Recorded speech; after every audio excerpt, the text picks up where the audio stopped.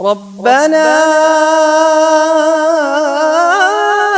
إنك تعلم ما نخفي وما نعلن وما يخفى على الله من شيء في الأرض ولا في السماء.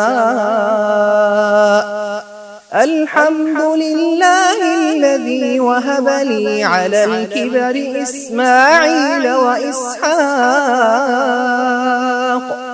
إن ربي لسميع الدعاء.